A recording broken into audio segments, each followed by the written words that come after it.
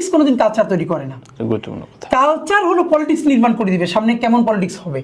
সুতরাং ওই কালচারাল লড়াইয়ের অংশ হিসেবে আমি পলিটিক্স করতেছি, একটা মডেল তৈরি করার চেষ্টা করতেছি। ক্রাউড ফান্ডিং এ, ভ্যানে চলে, রাস্তায় ঘন্টার পরে ঘন্টা হেঁটে হেঁটে, এটা যদি আমি এখানে উইন নাও করি, এই মডেল অন্যকে উইন করবে। রিকশাওয়ালার ক্ষেত্রে আমি দুইটা কথা খুব স্পেসিফিকলি বলি। দাঁড়াতে পারবে, আমি তার পক্ষে ভোটও চাইবো না এবং তার বিরুদ্ধে ভোট দিতে বলবো, কিন্তু তাকে দাঁড়াতে পারার অধিকার দিতে হবে এবং সেটা নিয়ে কেউ কোনো তামাশা করতে পারবে না। এটাই আমাদের রাজনীতি। বড় ঢেউয়ের সাথে অনেকে মিশে যায়, পলিটিক্স এটা হয়। ওসমান হাদিকেও কি আমরা বড় ঢেউয়ের সাথে মিশে মিশেই আমরা ভিন্ন ঢেউ থাকবো আজীবন ইনশাআল্লাহ। আচ্ছা, এটা এই স্বতন্ত্র বোধটা এই জন্য বলতে পারি যে এটাকে আমি বরিশালের ভাষা বলি খয়রাইত্যপনা, মানে ছোট লোকি যেটারে বলে। মানুষের বিভিন্ন ধরনের আকাঙ্ক্ষা বা অথবা বলে যে এক ধরনেরই থেকে যে এইটা আমি পাই নাই, হতাশা বোধ। আমার লাইফে না এরকম কোনো হতাশা বোধ নাই, মানে আমি জীবনে এমন কিছু পাই নাই। আল্লাহ যেন দুনিয়ার কোনো কিছুর বিনিময়ে আমাদেরকে অনেস্টির জায়গা থেকে না সরান। আপনি আমার গালি দিতে পারেন, ইভেন আওয়ামী লীগের ক্ষেত্রেও বলি, পলিটিক্যাল অপোনেন্ট মনে করতে পারেন আমাকে, অন্যান্য সবাই, কিন্তু ইনশাল্লাহ কোনোদিন যেন বলতে না পারেন যে এই ছেলেটা ডিসঅনেস্ট। আপনি আমার গালি দিতে পারবেন, অনেক কিছু বলতে পারবেন, কিন্তু আপনি আমাকে চোর বলতে পারবেন না ইনশাল্লাহ।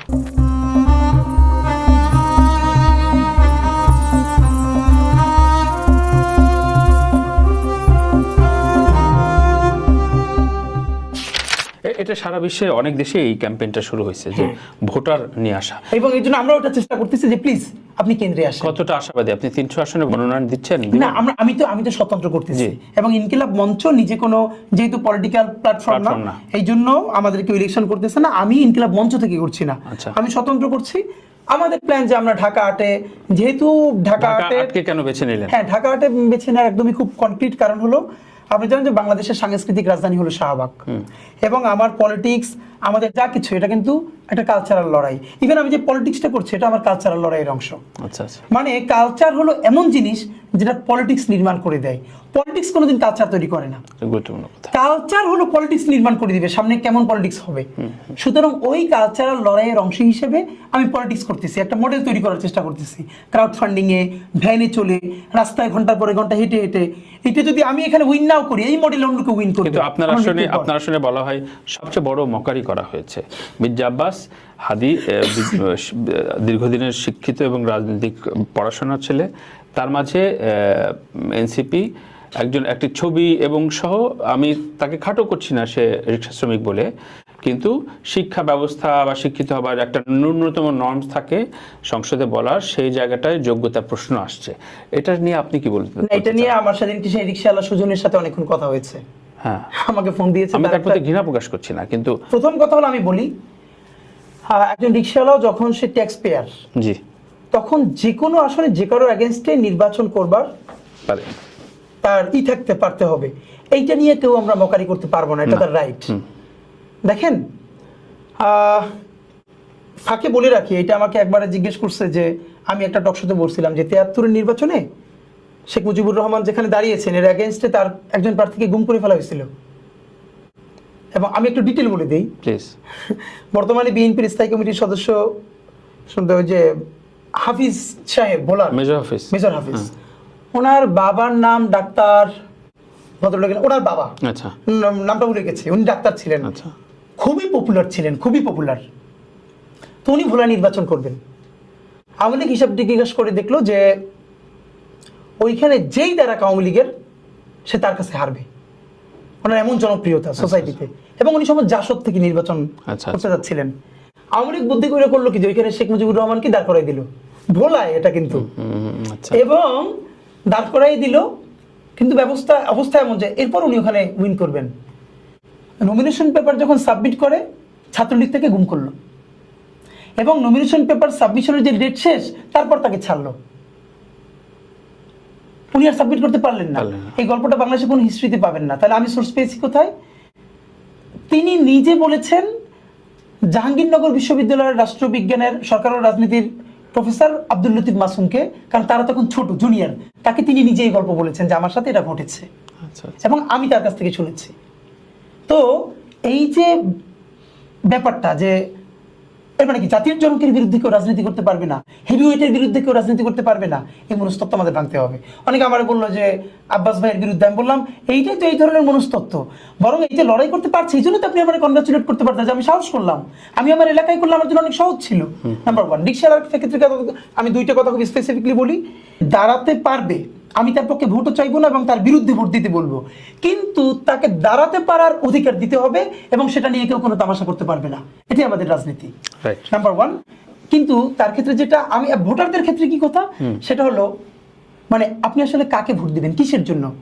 আপনি কি ওখানে পলিসি মেকার বানাচ্ছেন, তাহলে পলিসি মেকটা যিনি ভালো করতে পারবে আপনি তাকে ভোট দিবেন। দেখেন, আপনি যখন বাসায় বিয়ের জন্য কাচ্চি রান্না করবেন তখন কিন্তু দেশের সব থেকে ভালো সিঙ্গারকে দাওয়াত দিবেন না, সব থেকে যে কাচ্চিটা ভালো রাধে সেই বাবুর চিরিই বলবেন। সুতরাং আমরা যেন প্লিজ ওই ইমোশন, খুব ভালো একজন রিক্সাওয়ালা, একজন ভালো গায়ক, আগে যেটা করা হয়েছে মানে রঙ্গমঞ্চ করা হয়েছে সংসদকে, সংসদের কাজ পলিসি মেক করা, এটা যে ভালো বোঝে আমি সেখানে পাঠাবো। আর গায়কের কাজ স্টেজ পারফর্ম করা, ওইখানে যে ভালো পারে ওখানে রাজনীতিবিদ নিয়ে সময় নষ্ট করার দরকার নাই, আমি ভালো গায়ককে দিয়েই কনসার্টটা করাবো। কিন্তু তরুণদের প্রতিনিধিত্ব এনসিপি এখানে হয়েছে কি আমি বলি, এনসিপি এখানে একটা মানে গুড পলিটিক্স করতে চাইছিল কিন্তু হয়ে গেছে তার জন্য খারাপ, বুমেরাং হয়েছে। কেন? আমার তো অনেক এনসিপি মনে করে যে প্রতিদিন রাস্তায় হাঁটি না, তো অনেকে মনে করে ছাত্রদের মধ্যে আমি হয়তো এনসিপি, তো এনসিপির প্রচুর ফ্রি পরামর্শ আমার শুনতে হয়, তারপরে আমি বলি প্লিজ আমি এনসিপিতে জয়েন করি নাই। তো মজার ব্যাপার হলো, দেখেন আপনার এনসিপি রিড করা দরকার ছিল যে আসলে তার সাপোর্টার কারা। শোনেন, যারা পয়সা খেয়ে ভোট দেয় তারা তার সাপোর্টার না, আর ওই যে একদম উপরের এলিট গ্রুপ তারাও তার সাপোর্টার না। আরবান মিডল ক্লাস খুবই ডিসেন্ট লাইফ লিড করে ভালো, তারা তো ভীষণ হতাশ হয়েছে যে পলিসি মেকার হিসেবে মানে রিক্সাওয়ালাকে তুমি আরো একটা ভালো কাজ দাও, মানে রিক্সাওয়ালাকে তুমি কেন পলিসি মেকার হিসেবে বানিয়েছো? তোমার কাছে আমাদেরকে এটা বলতেছে পলিসি মেকার আর তার হাতে কেউ নাই যারা পলিসি মেকিং বলছে, খুবই স্বাভাবিক। সুতরাং এনসিপি যেটা করতে চেয়েছিল এটা তার জন্য বুমেরাং হয়েছে, ভালো পলিটিক্স হয় নাই। বড় ঢেউয়ের সাথে অনেকে মিশে যায়, পলিটিক্স এটা হয়। ওসমান হাদিকেও কি আমরা বড় ঢেউয়ের সাথে মিশে মিশেই আমরা ভিন্ন ঢেউ থাকবো আজীবন ইনশাআল্লাহ। আচ্ছা, এটা এই স্বতন্ত্র বোধটা এই জন্য বলতে পারি যে এটাকে আমি বরিশালের ভাষা বলি খয়রাইত্যপনা, মানে ছোট লোকি যেটারে বলে। মানুষের বিভিন্ন ধরনের আকাঙ্ক্ষা বা অথবা বলে যে এক ধরনেরই থেকে যে এইটা আমি পাই নাই, হতাশাবোধ। আমার লাইফে না এরকম কোনো হতাশাবোধ নাই, মানে আমি জীবনে এমন কিছু পাই নাই। আমি খুব ছোট থেকে আমার এলাকার ডিসি, বিভাগীয় কমিশনার, ওনারা আমার নামই চেনেন আমার ছোটবেলা থেকে কালচারাল পারফরমেন্সের কারণে। আমার পরিবারের সম্মান আল্লাহ আমাকে, এবং এটুকুন শুধু বলি যে এটা কিছুদিন আগে দেখলাম নীলা ইসরাফিল উনি একটা লাইভ করে বললেন যে যেই হাদি 30 টাকার ডাল খেত, নুন ভাত খেত, সে এখন এই কথা বলে। ওনাকে অনার জানাই বলি, এই গণ অভ্যুত্থানের কেন্দ্র করে যেই কয়টা মুখ পরিচিত হয়েছে এর মধ্যে যদি একটা মুখ থাকে যাকে আল্লাহ মাশাআল্লাহ খুব ভালো সলভেন্সি অনেক আগে থেকে দিয়েছিল, সেটা হাদি। আমি ঢাকা ভার্সিটিতে ভর্তি হওয়ার প্রথম থেকে ফার্স্ট ইয়ার থেকে আমি সাইফুডসে ক্লাস নেই, এবং শুধু ক্লাস নেই না, সাইফুডসের পান্থপথ এবং মৌচক দুটো সেরা ব্রাঞ্চের আমি খুব জনপ্রিয় ফ্যাকাল্টি ছিলাম। আমি গত 10 বছরে বাংলাদেশের বহু কর্পোরেট গ্রুপকে ল্যাঙ্গুয়েজ ট্রেনিং করাইছি, রহিম আফরোজ থেকে শুরু করে অনেকগুলোকে। আমি প্রতি বছর বাংলাদেশের অনেকগুলো শিক্ষা প্রতিষ্ঠানে ল্যাঙ্গুয়েজ ট্রেনিং করাই, টিচার্স ট্রেনিং করাই 5 দিন 7 দিন ব্যাপী, স্পোকেন, ফনেটিক্স, প্রেজেন্টেশন।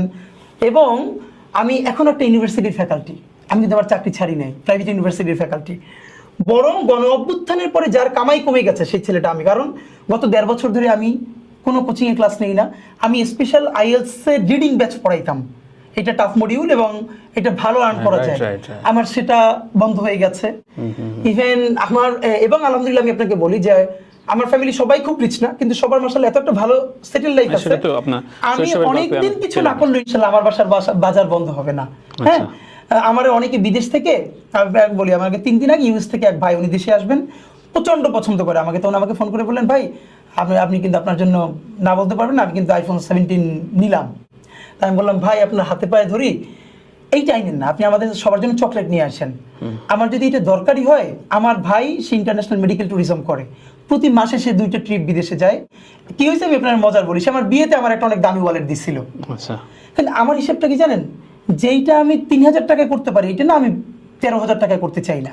আমার হিসাব হলো ওইটা আমি 3000 টাকা করে বাকি 10,000 টাকা আমার যেই আত্মীয় ডাক্তার দেখাইতে পারতেছে না, ডাক্তার দেখাইছে ওষুধ কিনতে পারতেছে না, আমি ওইখানে ডোনেট করতে চাই। সেই বিয়েতে আমার অনেক দামি একটা ওয়ালেট দিল, আমি 6 মাসেও ব্যবহার করি না, তারপরে সে আবার বলে যে তুই এইটা ব্যবহার করতে পারবি না, আমি নিয়ে ব্যবহার করি। তো এর মানে হলো এইটা কেন বললাম, মানুষ স্রোতের সাথে মিশে যায় যখন নিজের ব্যাপারে ভীষণ ইনফেরিয়রিটি কমপ্লেক্স থাকে। আলহামদুলিল্লাহ আমি এবং আমাদের টিমের মধ্যে কারো ইনফেরিয়রিটি কমপ্লেক্স নাই। আল্লাহ আমাদেরকে প্রচন্ড সম্মান দিছে এবং দেখেন কি পরিমাণ মানুষের আমরা ভালোবাসা পাচ্ছি।